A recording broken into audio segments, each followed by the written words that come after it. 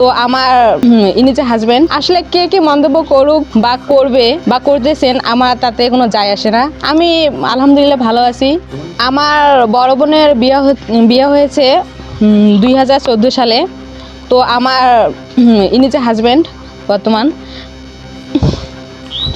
এটা 66 বছর বয়স আর আপনার 22, এই ডিফারেন্টটা আপনি কি দেখতেছেন? সাধারণ মেডিকেলরা তো অনেক মন্তব্য করছেন। আসলে কে কি মন্তব্য করুক বা করবে বা করতেছেন আমার তাতে কোনো যায় আসে না। আমি আলহামদুলিল্লাহ ভালো আছি আর আশা রাখি যে ওনার সাথে থাকলে আমি ফিউচার পর্যন্ত ভালো থাকবো, এতটুকুই। এখন কে কি মনে করুক বা না করুক আমার তাতে কোনো যায় আসে না। তারপর কি করবো, তো আমি ভাবলাম যে অন্য কোথাও বিয়ে হলে। আর আরেকটা কথা হচ্ছে, আমার জীবনটা 10 জন মেয়ের মতো সহজ না। আমার জীবনটা, আমি যে এখানে আসছি অনেক পরিশ্রম করে এখানে আসছি। তো আমি ভাবলাম যে অন্য কোথাও বিয়ে হলে হয়তো বা আমি পড়াশোনা করতে পারবো না, আমার নিজের জীবনটাকে সুন্দর করে গুছাইতে পারবো না। এই জন্য আমি ভাবলাম যে যদি বিয়ে করাই লাগে তাহলে আমি আমার নানাকে বিয়ে করি। আর ওনার সাথে আমার কোনো প্রেম প্রীতি কিছু ছিল না, এমনিতেই ভালোবাসতাম, সম্মান করতাম, শ্রদ্ধা করতাম, এতটুকুই ছিল, আর কিছু ছিল না। তো তারপরে বিয়ে হইলো। আমাকে প্রস্তাব দিল যে আমি যদি তোমাকে বিয়ে করতে চাই তাহলে কি তুমি বিয়ে করবা? তা আমি বললাম এখানে আমার কোনো দ্বিমত নাই, যদি আপনি বিয়ে করেন তাহলে আমি বিয়ে করব। তারপর আমরা দুজনে বিয়ে করি। আসলে হচ্ছে কি, ওনার বয়সটা যেহেতু একটু আমার চেয়ে দ্বিগুণ, সে অনুযায়ী আমার বাবা চাচ্ছিল না যে বিয়েটা হোক। সে অনুযায়ী উনি একটু রাজি ছিলেন না। যে আমার বাবা মূলত রাজি ছিলেন না, কারণ ওনার বয়সটা বেশি ছিল। সেদিক দিয়ে আমার বাবা চিন্তা করছে যে আমার মেয়ে তো একটা যুবতী মেয়ে, কীভাবে আমি বুড়ো বয়সের সাথে বিয়ে দিব। সেদিক থেকে উনি কোনোভাবে রাজি হচ্ছিলেন না। পারিবারিকভাবে এটা প্রস্তাব দেওয়া হয় ওনাকে। তারপর এদিকে আবার আমার সবাই অলরেডি রাজি।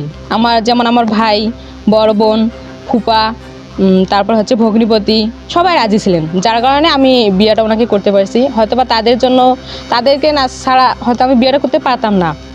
তাদের সবাই রাজি ছিল বিধায় আমাকে ওনার বাড়ি থেকে নিয়ে এসে বিয়ে হয়েছে। যেমন তেমন কর্ম হোক ভালো, সেরকম। হয়তোবা আমার ফ্যামিলি আমাকে জন্ম দিয়েছে, আমার মা বাবা, কিন্তু হয়তোবা সেভাবে পথ দেখাইতে পারে নাই। কিন্তু এই মানুষটার বদলতে আমি হয়তোবা একটা সুন্দর প্রতিষ্ঠানে পড়তে পারতেছি। তো উনি আমার পাশে ছিলেন সব সময়। থাকার পরে আমি এসএসসি পরীক্ষা দিয়েছি।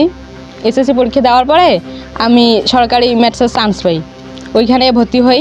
উনি আবার সব কিছুই অ্যাপ্লাই থেকে নিয়ে এ থেকে জেড সব কিছু উনি সামলাইছে, এবং সেখানেই আমি পড়াশোনা শুরু করে দিই। তো তারপরে আমার এদিকে বয়স হইতেছে, আমার ফ্যামিলি থেকে বিয়ের চাপ আসতেছে, এখানে ওখানে বিভিন্ন জায়গা থেকে সম্বন্ধ আনতেছে আমার বাবা। তো হয়তো বা আমার ওইরকম আমার বাবা যেগুলো সম্বন্ধ আনতেছে আমার ওগুলো পছন্দ হইতেছে না, হয়তো বা বিভিন্ন কারণে হইতেছে না। তো এর মধ্যে নানা জানতে পারে যে আমার বিবাহ হইতেছে অন্য কোথাও। তারপর ইনি পারিবারিকভাবে এটা আলোচনা করলো যে উনি তো কখনো বিয়ে করেন নাই, হয়তো বা ওনার বয়স 63 হতে পারে, 60 হতে পারে, কিন্তু উনি কখনো বিয়ে করেন নাই, আর আমি তো আগে করিয়ে নেই। তো উনি ভাবলো যে যদি আমি বিবাহ করি তাহলে মেয়েটা একটা ভালো একটা জীবন পাবে। হয়তো অন্য কোথাও বিয়ে হলে মেয়েটা এত সংগ্রাম করে আসলো, হয়তো বা এরকম পাবে না, কিন্তু আমি যদি বিয়ে করি হয়তো বা সে জীবনটা সুন্দর করে গছাইতে পারবে। তো তারপর আমার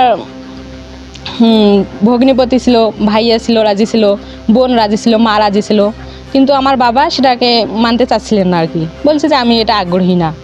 তারপর মানে পর্যায়টা অনেক হয়ে যায়, আমার অন্য কোথাও বিয়ে হবে এরকম একটা কিছু আসলে। তারপর এদিকে বিয়ের চাপটা অনেক কাছাকাছি এসে যায়।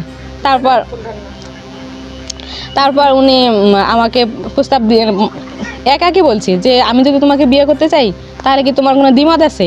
আমি বলছি না, দ্বিমত নাই। আমিও ভাবলাম যে লোকটা আমার সবসময় পাশে ছিল, অনেক সাপোর্ট করছে, হয়তোবা তার সাথে থাকলে আমি বাকি জীবনটা হয়তোবা সাপোর্ট পাবো, ভালো একটা সুন্দর জীবন পাবো। মানুষ তো একটা সুন্দর জীবনের জন্যই বাঁচে, তাই না? সেই জন্য আমি ওনাকে বিয়ে করছি।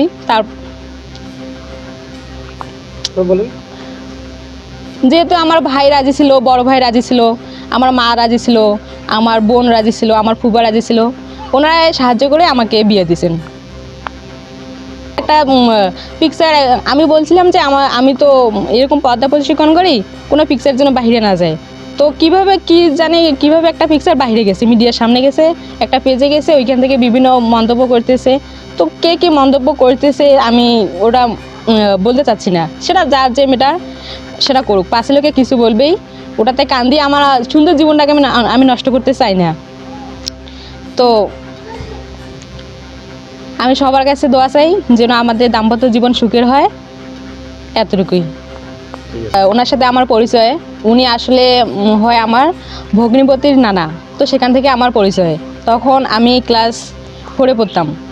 তো উনি আমার মেধা শক্তি দেখতো যে মেয়েটা পরিশ্রমী আছে, পড়াশোনা করতে পারবে যদি একে সাপোর্ট দেওয়া যায়।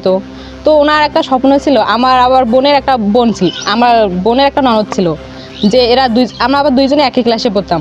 ক্লাস 4 থেকে ওর সাথে আমার পরিচয়। দুইজনে আমরা পিএসসি পাশ করি। পিএসসি পাশ করার পরে নানা একটা কথা বলছে যে দুজন আমি একসাথে ডিপ্লোমাতে পড়াবো। তো সেখান থেকেই ওনার স্বপ্ন দেখা শুরু। আর যখন আমি আস্তে আস্তে শুনতে পারি যে ইনি আমাকে নিয়ে একটা স্বপ্ন দেখছে, তখন আমারও কিছু স্বপ্ন সৃষ্টি হলো যে ঠিক আছে, আমিও একটা ডাক্তার হব, জনমানুষের সেবা করব, এরকম একটা চিন্তা চেতনা আসে গেছে আমার মধ্যে। তারপরে এভাবে উনি আমার পাশে ছিলেন সবসময়।